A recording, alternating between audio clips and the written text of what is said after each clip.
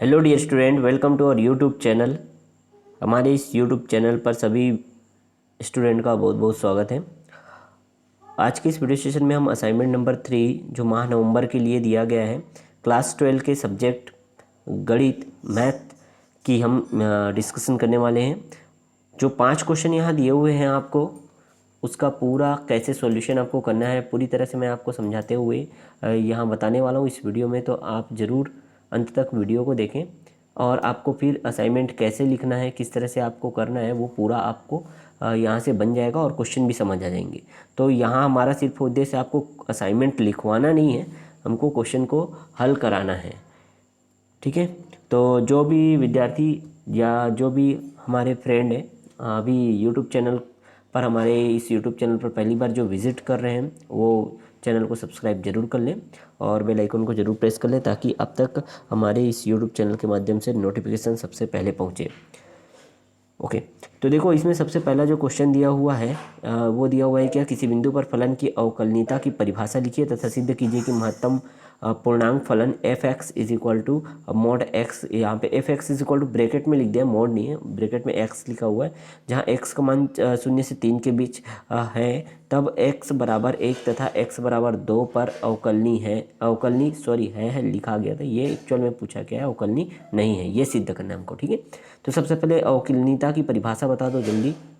तो यहाँ पे आपको स्क्रीन पे दिखाई दे रहा होगा अवकलनीयता क्या है।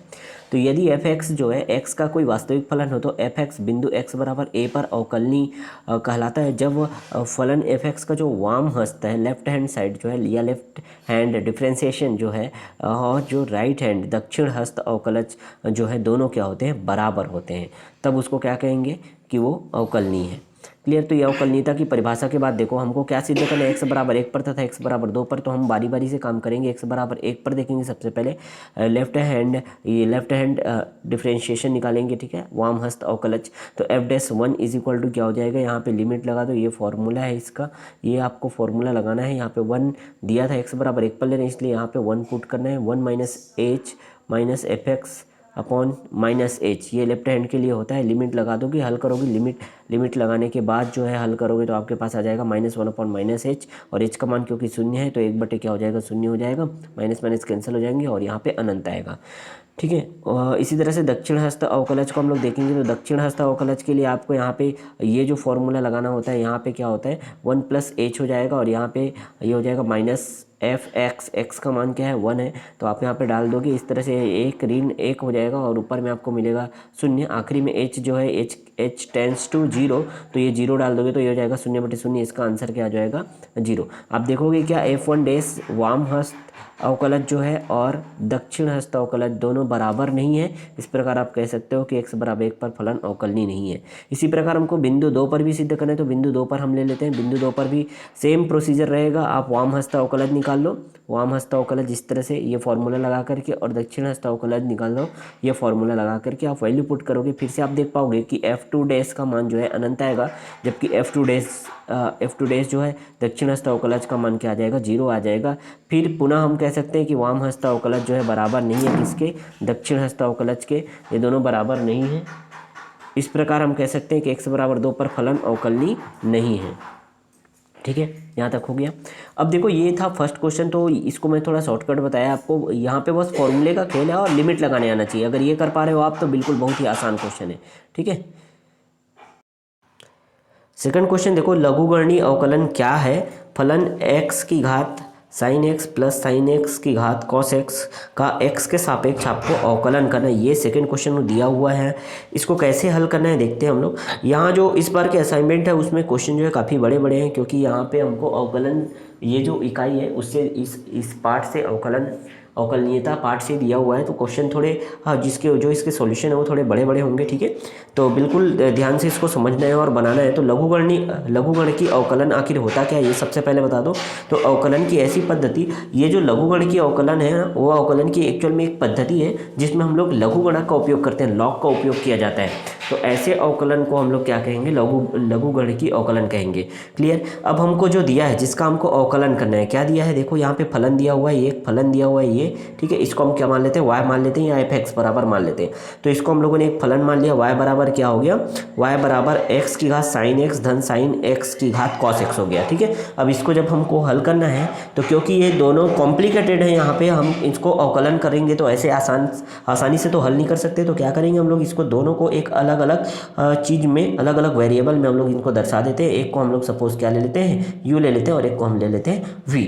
तो यहाँ पे u v विधि भी कह सकते हो इसको, y बराबर क्या हो जाएगा, u प्लस v हो जाएगा। यहाँ पे मान डाल देंगे, u किसको लिए हैं और v किसको लिए हैं, ये जरूर आप मेंशन कर देना, ठीक है। उसके बाद क्या हो जाएगा हमारा, जो ये अवकलन जिसको करना है वो फलन का मान हो जाएगा y equal to u plus v हो जाएगा। इसका x के सापेक्ष आप अवकलन कर दो, x के सापेक्ष जैसे ही अवकलन करेंगे ये हो जाएगा dy by d x is equal to du by d x plus dv by d x हो जाएगा। इसको समीकरण 1 दे दो। यही हमारा आंसर, यही मेन आंसर है। आपको क्या करना है, अब इसी के लिए पूरा जद्दोजहद आपको लगा देना है। आपको पहले u का x के सापेक्ष, फिर v का x के सापेक्ष अवकलन करो, आंसर निकालो, और उसके बाद यहाँ समीकरण 1 पे उसका मान डाल दो, ठीक है। तो u बराबर जो दिया है, u बराबर क्या दिया है, x की घात sin x दिया है। इसका क्या करते हैं हम लोग, तो इसको हल करने के लिए, इसको हल तब तक नहीं कर पाएंगे क्योंकि ऐसा तो कोई फॉर्मूला होता नहीं है अवकलन में।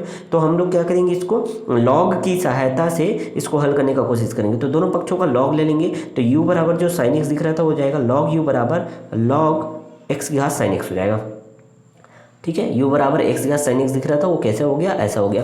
अब log की एक प्रॉपर्टी होती है कि जो घात में रहता है वो कहाँ जाता है, सामने आ जाता है। तो log के गुणधर्म से यहाँ पे क्या हो जाएगा, sin x into log x हो जाएगा, और ये हो जाएगा क्या, log u बराबर क्या हो गया, sin x into log x हो गया, ठीक है भाई। अब क्या करना है हमको, du बाई डी एक्स निकालना है ना। तो पहले इसका अवकलन कर लो, किसके सापेक्ष, x के सापेक्ष। तो x के सापेक्ष जब इसका अवकलन करेंगे तो ये हो जाएगा d by d x log u, d by d x log u is equal to, ये हो जाएगा d by d x sine x into log x, ठीक है। यहाँ पे क्या हो जाएगा, लॉग यू, इसका डायरेक्ट हम लोग अवकलन नहीं कर सकते, इसलिए श्रृंखला नियम लगाना पड़ेगा। और श्रृंखला नियम क्या कहता है कि D by D you into log you करो, फिर उसके बाद D you by d x लिख दो। ये श्रृंखला नियम है, ठीक है। यहाँ पे मैंने मेंशन नहीं किया, लेकिन ये श्रृंखला नियम है।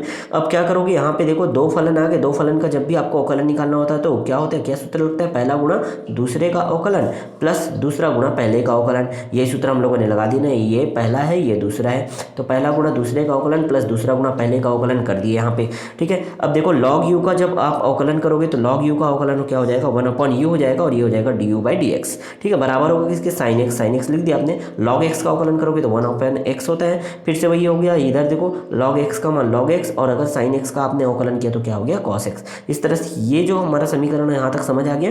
अब क्या करते हैं, इधर हमको du बाई डी एक्स, मैं शुरू से समझाते आ रहा हूँ, जो समीकरण 1 दिया du बाई डी एक्स निकालो, dv बाई डी एक्स निकालो, वहाँ पे मार रख दो, वही हमारा आंसर है ना। तो हमको क्या करना है, इस u को इधर पक्षांतर कर देना है, पक्षांतर करके यहाँ पे रख दो, इसको एक समीकरण दे दो, समीकरण नंबर क्या, 2। यहाँ तक क्लियर हुआ, ठीक है। आगे देखें, इसी प्रकार जो पूरा प्रोसीजर हम लोगों ने u के लिए किया वही काम हम लोग v के लिए करेंगे। तो v बराबर जो हमारे पास था क्या था, v बराबर साइन एक्स घात cos x, फिर से वहाँ लेंगे। और ऐसा तो कोई सूत्र होता नहीं जिसका हम लोग यहाँ पे अवकलन कर पाए, इसलिए यहाँ log का मदद लेना पड़ेगा, log का हेल्प लेना पड़ेगा। तो दोनों पक्षों का log कर दो, तो ये हो जाएगा log v is equal to log sine की घात साइन एक्स की घात cos x सामने आ जाएगा, फिर से cos x इंटू क्या हो जाएगा, log साइन x हो जाएगा। यहाँ तक क्लियर हुआ। अब क्या कर दो, आपके पास ये समीकरण आ गया, फिर से क्या कर दो, x के सापेक्ष इसका अवकलन कर दो। x के सापेक्ष जब अवकलन करेंगे तो पूरा x के सापेक्ष अवकलन जैसे करना है वो स्टेप मैं यहाँ पे लिख दिया। अब देखो डायरेक्ट अवकलन तो होगा नहीं, फिर से यहाँ पे क्या लगेगा, श्रृंखला नियम लगेगा। तो इसको हम लोगों ने लिख दिया d by d v log v into d we by d x, ये श्रृंखला नियम है, ठीक है। और यहाँ पे देखो, तो यहाँ पे भी फिर दो फलन आएंगे, पहला और ये दूसरा फलन। तो पहला गुणा दूसरे का अवकलन प्लस दूसरा गुणा पहले का अवकलन, ठीक है। तो यहाँ पे cos x है, ये जो लास्ट में आपको दिख नहीं रहा होगा, ठीक। अब इसको क्या करना है, अवकलन करना है सिंपली। तो इसका log v का जो अवकलन करोगे डी बाई डी वी, तो इसका आंसर आ जाएगा कितना, 1/v आ जाएगा, ठीक है। और ये हो जाएगा d we by d x. यहाँ तक क्लियर हुआ। अब देखो ये cos x का मान cos x हो गया, और log sin x का अवकलन करोगे तो पहले log sin x जो लिखा उसको log साइन एक्स को कुछ मान लो, है ना। तो log साइन एक्स है तो इसका क्या हो जाएगा, 1/sin x आ गया, ठीक है। लेकिन ये जो साइन एक्स जिसको कुछ मानते हैं उसको फिर से अवकलन करना होता है, तो साइन एक्स का फिर अवकलन करोगे तो ये हो जाएगा cos x। इस तरह से माना है, ठीक। अब उसके बाद इसकी बारी आती है, तो log sin x है और cos x का जब अवकलन करोगे तो -sin x आएगा। यहाँ तक क्लियर हुआ। ठीक। फिर क्या करोगे, इस v को जो इधर बटे में है उसको इधर पक्षांतर कर दोगे, इधर इधर राइट हैंड साइड पे पक्षांतर करोगे तो ये हो जाएगा v इंटू में आ जाएगा और इस तरह से आपके पास एक मान आ जाएगा। ये हो जाएगा क्या, हमारे पास समीकरण नंबर 2। ये कहाँ से आया, तो देखो cos x है और ये cos x बटे sin x को हम लोगों ने cot लिख दिया। कॉट कहाँ से आया, समझ आया ना। ठीक है, तो इतना तो समझ सकते हो, इसलिए मैं ये छोटी चीज़ों को यहाँ पे बता नहीं रहा हूँ। हम ये जो समीकरण देख के बिल्कुल बहुत आसानी से आप समझ सकते हो। क्लियर, यहाँ जो माइनस था वो यहाँ माइनस आ गया, तो इससे आपको घबराना नहीं है कहाँ से क्या क्या हुआ। तो उम्मीद करता हूँ यहाँ पे समीकरण नंबर 2 और 3 पूरा अच्छे से समझ आया हो गया। ठीक है, अगर ये समीकरण 1 समझ गए, समीकरण 1 को हमने देखा और उसके बाद हमको हमारा टारगेट था कि हम du/dx निकालें और dv/dx निकालें, तो वही काम हम लोगों ने इधर किया। और समीकरण 2 तथा समीकरण 3 से जो हमारा मान निकला उसको समीकरण 1 में रख देते हैं। रखने के बाद हमारे पास जो पूरा मान आया वहाँ u और v नाम का तो कोई चीज़ था नहीं, उसको तो हमने माना, तो उसको वापस से u बराबर क्या लिए थे और v बराबर क्या लिए थे उस मान को डाल दो, बाकी सब चीज़ें सेम टू सेम लिख दो, वही हमारा क्या होगा, फाइनल आंसर होगा। तो ये प्रश्न क्रमांक दूसरा थोड़ा बड़ा जरूर बनेगा लेकिन बहुत ही सिंपल है, बहुत ही सिंपल। ठीक है, तो आई होप मेरे सभी प्यारे विद्यार्थियों समझ आ रहा होगा आप लोग को। अंत तक जरूर देखते रहें, सारे असाइनमेंट के आंसर आप खुद समझ करके बनाएंगे। ठीक है, बाकी ऐसा नहीं होगा कि आप बस ये देख लिए और लिख दिए। ठीक है, तो मैं यहाँ पूरा कोशिश करता हूँ कि आपको आंसर समझाऊँ। ठीक, उसके बाद भी यदि आपको कोई प्रॉब्लम होता है तो बिल्कुल कमेंट बॉक्स में कमेंट कर लेना। और अगर वीडियो हमारा अच्छा लग रहा है तो लाइक करते जाना, साथ ही साथ अपने दोस्तों को, अपने सारे फ्रेंड्स को शेयर जरूर करना, और जिन्होंने अभी तक चैनल सब्सक्राइब नहीं किया वो सब्सक्राइब जरूर करना। ठीक है, चलो आगे आते हैं क्वेश्चन नंबर 3 पे। क्वेश्चन नंबर 3 जो दिया है, क्या दिया है, यदि x बराबर a into cos t plus t sine t और y बराबर क्या दिया है, a into sine t minus t cos t, तो d2y/dx² का मान ज्ञात करो बोल रहे हैं। ठीक है, यहाँ तक क्लियर है। तो हमको अगर ये निकालना है, देखो बहुत सिंपल है ये भी क्वेश्चन, d2y/dx² मतलब d/dx का 2 बार हमको क्या करना पड़ेगा, अवकलन करना पड़ेगा। d/dx का एक बार और अवकलन करना पड़ेगा। तो पहले dy/dx तो निकाल लें। तो यहाँ पे देखो x अलग दिया है, y अलग दिया है। ठीक है भाई, तो x और y अलग अलग दिया है, तो सबसे पहले हम x को लेते हैं। x जो दिया है उसको t के सापेक्ष, क्योंकि यहाँ पे हमारे पास वेरिएबल क्या दिया है, t दिया है, तो t के सापेक्ष क्या कर देते हैं, इसका अवकलन कर देते हैं। अवकलन करने का तरीका बिल्कुल वही रहेगा, तो ये हो जाएगा dx/dt, और ये टी के सापेक्ष अगर इसका हम अवकलन कर रहे हैं तो अवकलन कर रहे हैं तो क्या हो जाएगा, ये हो जाएगा इस तरह से, ब्रैकेट में डाल दिया मैंने पहले। अब ये a जो है वो तो कॉमन है, बाहर निकाल दो भाई। वो ये हमारे पास कांस्टेंट है, वो फिक्स है, उसका कोई अवकलन पे बिल्कुल भी हस्तक्षेप नहीं रहने वाला, वो बाहर निकल जाएगा। ठीक है, हमारे पास क्या बचेगा,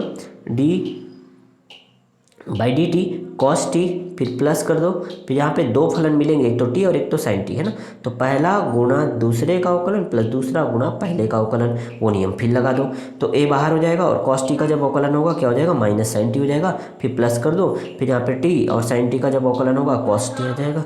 ठीक है, फिर ये हो जाएगा sin t और dt/dt क्या हो जाएगा, 1 हो जाएगा। यहाँ तक क्लियर हुआ। चलो ब्रैकेट ओपन कर दोगे तो ये जो साइन टी है माइनस साइन टी, और ये साइन टी कट जाएगा, हमारे पास क्या बचेगा, टी कॉस टी, और ये एक अंदर मल्टीप्लाई हो जाएगा तो ए टी कॉस टी आ जाएगा। इसको दे देते हैं समीकरण नंबर पहला। इसी प्रकार y बराबर जो मान दिया उसको आप कर लेते हैं। तो y बराबर क्या दिया था, a into sine t minus t cos T, T के सापेक्ष इसका भी अवकलन कर दो, टी के सापेक्ष अवकलन करेंगे तो हो जाएगा dy/dt क्या हो जाएगा, ये इस तरह से मान आ जाएगा, a into sine t minus t cos T, फिर से क्या करो, ए को बाहर ले लो और इसका आप इस तरह से आप जो है अवकलन कर सकते हो। ए को बाहर ले लेते हैं, फिर ये हो जाएगा साइन टी का अवकलन, फिर माइनस को बाहर रखो, माइनस आपके लिए फिर प्रॉब्लम कर सकते हैं, इसलिए एक ब्रैकेट लगा के माइनस को बाहर रख दिया, फिर पहला गुणा दूसरे का अवकलन प्लस दूसरा गुणा पहले का अवकलन, यहाँ पे कॉन्सेप्ट लगा दिया। ठीक, यहाँ तक क्लियर हो रहा है। ठीक, फिर वही बात है, माइनस को भी बाहर ही रखो। ठीक है, ए बाहर है तो साइन टी का अवकलन क्या होगा, कॉस टी होगा, यहाँ पे टी तो टी अपनी जगह पे है, और ये कॉस टी का क्या हो जाएगा, माइनस साइन टी होगा, और यहाँ पे देखो टी का क्या हो जाएगा, तो टी का अवकलन 1 होगा, इसलिए सिर्फ कॉस टी का कॉस टी आ गया यहाँ पे। अब ब्रैकेट जब ओपन करोगे तो ये क्या हो जाएगा, माइनस और माइनस, ये देखो ये माइनस और ये माइनस प्लस हो जाएगा, तो हमारे पास क्या हो जाएगा, cos t plus t sine t plus ये प्लस और माइनस क्या हो जाएगा, यहाँ पे माइनस हो जाएगा, और ये हो जाएगा कॉस टी।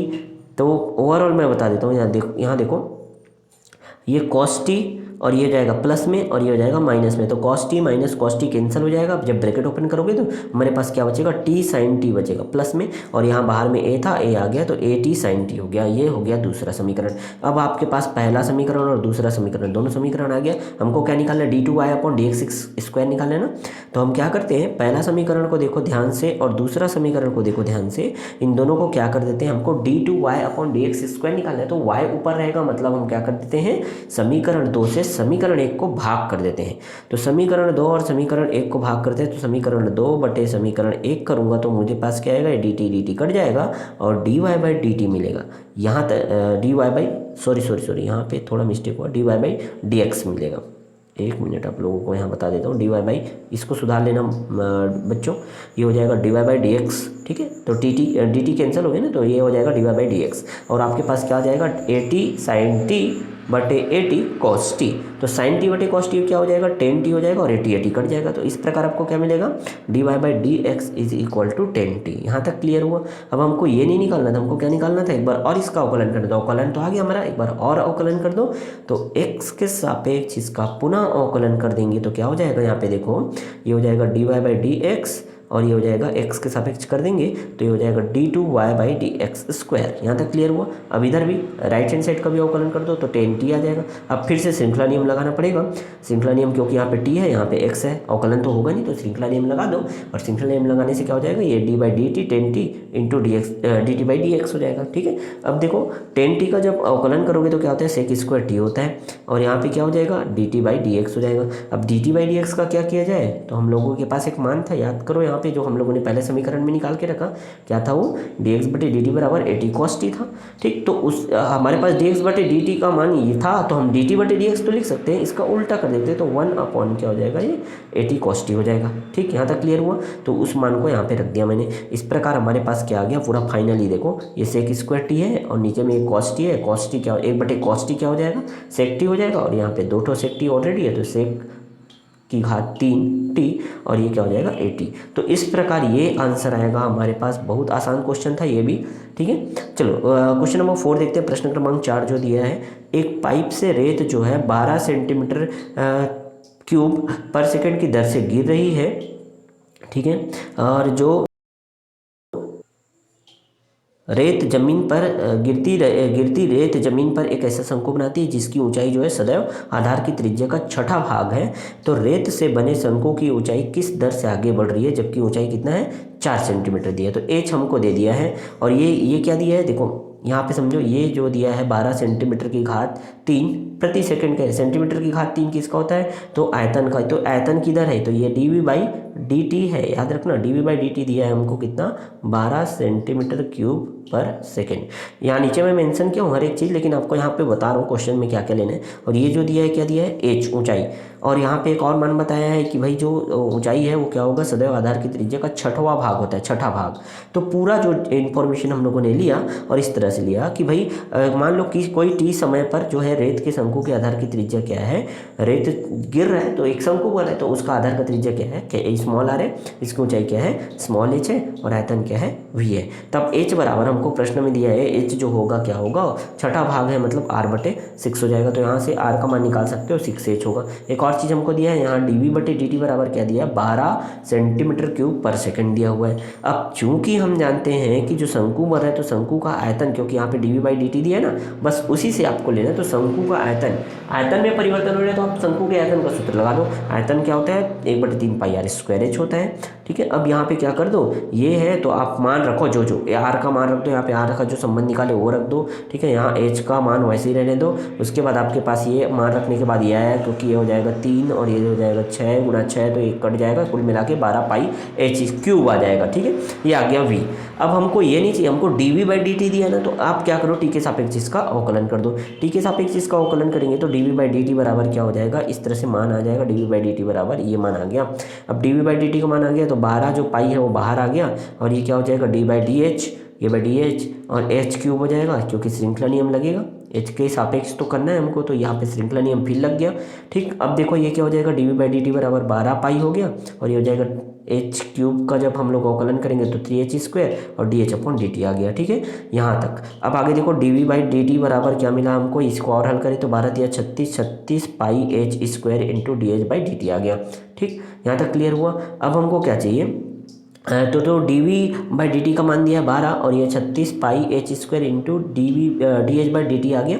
हमको D H by D T निकालना है, ऊंचाई में परिवर्तन की दर, समय के सापेक्ष जो ऊंचाई में कितना परिवर्तन हो रहा है वो हमको निकालना है, या ऊंचाई में कितना वृद्धि हो रहा है, क्योंकि रेत गिरते जा रहा है तो शंकु बढ़ते जा रहा है, बनते जा रहे हैं ना, तो ऊंचाई जो है उसमें कितना वृद्धि हो रही है हम निकालना चाहते हैं। तो हमको ये मान चाहिए, तो इसको एक तरफ रखते हैं डी एच बटे डी टी को, बाकी चीज़ों को उधर पक्षांतर कर देते हैं। तो 1 बटे क्या हो जाएगा 3 पाई एच क्यूब हो जाएगा, 3 pi H cube H square, sorry यहाँ पे देखो ये हो जाएगा 12 3 36 है ना, इधर बटे में जाएगा तो ये हो जाएगा 1/3 पाई एच स्क्वायर। यहाँ तक क्लियर हुआ। अब ये डी एच बटे डी टी का मान है, क्योंकि एच बराबर कितना सेंटीमीटर बता दिया है क्वेश्चन में 4 सेंटीमीटर है, तो आपको यहाँ पे एच का मान डाल देना है। तो एच स्क्वायर का मान क्या हो जाएगा 4 स्क्वायर कर दो यहाँ पे, तो 1/3 पाई 4 स्क्वायर कर दो, तो 4 स्क्वायर कितना होगा 16, 16 3 48, 48 पाई, तो 1/48 पाई सेंटीमीटर प्रति सेकेंड की दर से क्या हो रहा है, ये ऊंचाई जो है बढ़ रहा है। ये बताना था आपको इस क्वेश्चन में, ठीक है। यहाँ तक क्लियर हुआ। ये अवकलन के अनुप्रयोग है, इसमें आता है। चलो एक और चीज़ हम लोग देखते हैं यहाँ कि ऐसी दो धन संख्याएं ज्ञात कीजिए जिनका योग जो है कितना है 16 है, और जिनके घनों का योग जो है निम्नतम है, ये बोल रहा है। तो हमको क्या करना है, दो संख्या लेना है, दो धन संख्या लेना है। तो दो धन संख्या मान लेते हैं, क्या है, एक x है और एक क्या है y है। तब प्रश्नानुसार जो होगा x धन y बराबर क्या दिया हुआ है 16 दिया हुआ है, और इसके घनों का, क्योंकि क्वेश्चन में घन बोला है, तो इनके घनों का योग जो है x³ + y³ बराबर हम लोग मान लिए क्या s। ठीक, अब देखते हैं इसको समीकरण 1 दे देते हैं, जो हमारे पास x धन y बराबर 16 दिया है। यहाँ से हम x या y का किसी का भी मान निकाल लो। हम चलो यहाँ y का मान निकाल लेते हैं, तो y बराबर क्या हो जाएगा 16 ऋण x हो जाएगा। इस y बराबर 16 ऋण x का मान है उसको इस समीकरण में डाल दो, तो s बराबर क्या हो जाएगा x³ + 16 ऋण x की घात क्या हो जाएगा 3 हो जाएगा। ठीक, यहाँ तक समझ आया। अब x के सापेक्ष इसका अवकलन कर दो। अवकलन करेंगे तो इस तरह से मान आएगा, देखो इस तरह से मान आ जाएगा। ये अवकलन करना है, यहाँ x की घात 3 का अवकलन करेंगे तो 3x², यहाँ पे इसका अवकलन करेंगे तो 3 सामने आ जाएगा, और ये हो जाएगा 16 - x की घात 2, और यहाँ पे फिर से इसलिए 16 - x का फिर अवकलन करना पड़ेगा। तो 16 का अवकलन करेंगे तो वो तो 0 हो जाएगा, क्योंकि वो अचर है, कांस्टेंट है। ठीक है, अब हमारे पास क्या हो गया, वो कांस्टेंट है, बिल्कुल कांस्टेंट है, तो इसलिए क्या हो जाएगा, वो उसका वैल्यू जो है 0 हो जाएगा। और x का अगर हम लोग करेंगे तो यहाँ पे -x है, इसलिए -1 आ गया। क्लियर हुआ यहाँ तक। अब देखो d2s/dx², फिर से ये हमारे पास जो मान आया है पूरा मान आ गया ना। अब इसका क्या करेंगे, हमको ये नहीं चाहिए, हमको ये देखो निम्नतम मान उच्चतम मान का जब भी बात करते हैं तो हमको 2 बार अवकलन करना पड़ता है। तो हम द्वितीय कोटि का अवकलन यहाँ पे करेंगे, मतलब एक बार फिर इसका अवकलन करेंगे। अवकलन करेंगे तो d2x/dx² हो जाएगा, और इसका पुनः अवकलन करेंगे तो 6x हो जाएगा, और इसका फिर से अवकलन करेंगे तो यहाँ पे 2 जो है सामने आ जाएगा, तो ये हो जाएगा 6, और ये हो जाएगा 16 ऋण x, और 16 ऋण x का फिर से हम अवकलन करेंगे तो ऋण x का जब अवकलन होगा ऋण होगा, और यहाँ पे ऋण ऑलरेडी था ऋण 1, तो ऋण क्या हो जाएगा धन हो जाएगा, इसलिए वो धन गायब हो गया। यहाँ पे जो ऋण 1 जो दिख रहा था वो गायब हो गया। ठीक है, तो धन हो गया ये। ठीक, अब उच्चिष्ट और निम्निष्ट हेतु आपको ये पता होना चाहिए कि उच्चिष्ट तथा निम्निष्ट मान हेतु ds/dx बराबर क्या होता है 0 होता है। आप ds/dx निकाल चुके हो, उसका मान रख दो। यहाँ से आपको क्या मिलेगा, आप हल करते जाओ देखो इस तरह से हो गया 3x², और यहाँ पे 3 कॉमन निकाल लो, अंदर क्या बचेगा x² - 16 - x जो ब्रैकेट के अंदर है वो स्क्वायर हो जाएगा। तो ये a का वर्ग ऋण b का वर्ग जैसे दिख रहा है, तो a ऋण b और a धन b लगा दो। अब यहाँ पे आप देखोगे तो ये हो जाएगा ऋण और ऋण धन हो जाएगा, इसलिए x और x जो है 2x हो गए और ऋण 16 हो गया। यहाँ पे ये x कट गया, तो इसको आप मत लो, इसको आप छोड़ दो, नेगलेक्ट कर दो। हमसे इससे x का मान निकल जाएगा, तो हो जाएगा 2x ऋण 16 बराबर क्या हो जाएगा 0, तो x बराबर क्या निकल गया 8। मतलब ये पता चल गया कि x बराबर 8 पर ही जो मान होगा वो क्या होगा निम्नतम होगा। अब क्या करेंगे, ये जो x बराबर 8 पर निम्नतम होगा उस मान को d2s जो द्वितीय कोटि का अवकलज हम लोगों ने निकाला उस पर पुट कर दो। तो d2s/dx² का मान था कितना, उस पर देखो हम लोगों ने यहाँ पे निकाल के रखा है, ये रहा 6x + 6 × 16 - x, इस पे निकाल के रखा है ना, इसको इस पे पुट कर दो। तो d2s/dx² = मान रखोगे तो x बराबर 8 रख दो, x बराबर 8 रखोगे तो हल करोगे कितना आएगा 96 आएगा। इस प्रकार जो है x बराबर 8 पर s का मान, s क्या है जो दो धन संख्या है उसके घन का योग है, उसका मान क्या होगा निम्नतम होगा। ठीक है, तो इस तरह से आपको ये पूरे सवाल बना लेने। देखो एक बार मैं फिर से आपको यहाँ पे रिवाइज करा देता हूँ, बिल्कुल वीडियो धीरे धीरे करते करते आप वीडियो पॉज करके नोट कर सकते हो अच्छे से। ठीक है, ये फर्स्ट क्वेश्चन था। मैंने पूरा समझाने का कोशिश किया। समझाने के बाद आप देखो इस तरह से वीडियो को पॉज करके आराम से आप नोट कर सकते हो। सेकंड क्वेश्चन आ गया, सेकंड क्वेश्चन का हल है, फिर उसके बाद थर्ड क्वेश्चन के बाद फोर्थ क्वेश्चन। इस तरह से आप जो है बनाते जाओगे फोर्थ क्वेश्चन, और ये लास्ट क्वेश्चन है। तो सभी क्वेश्चन आप आसानी से हल कर पाओगे, पूरा समझ गए। अब जितने भी स्टूडेंट हैं अभी तक हमारे चैनल को जो सब्सक्राइब नहीं किए वो सब्सक्राइब जरूर करें जल्दी से जल्दी, और बेल आइकन को प्रेस करें। अपने सारे जो सोशल मीडिया हैं उसमें सेंड करें अपने दोस्तों तक, अपने फ्रेंड्स तक, ताकि हमारा यह यूट्यूब चैनल जो है वो सभी आपके फ्रेंड तक पहुंच सके। ठीक है, चलो, और बेल आइकन को ज़रूर दबा दें ताकि जैसे ही मैं और जो सब्जेक्ट है उसके असाइनमेंट और कुछ इंपॉर्टेंट जो हम लोग अपने इस यूट्यूब चैनल के माध्यम से बच्चों को फ्री में प्रोवाइड कराते हैं, कुछ video lecture, important video lecture, वो आप तक पहले पहुंच सके। तो बेल आइकन को ज़रूर प्रेस कर लेना है और हमारे चैनल के साथ जुड़े रहना है। ठीक है, मिलते हैं नेक्स्ट वीडियो में नए अपडेट के साथ, नए सब्जेक्ट के असाइनमेंट के साथ।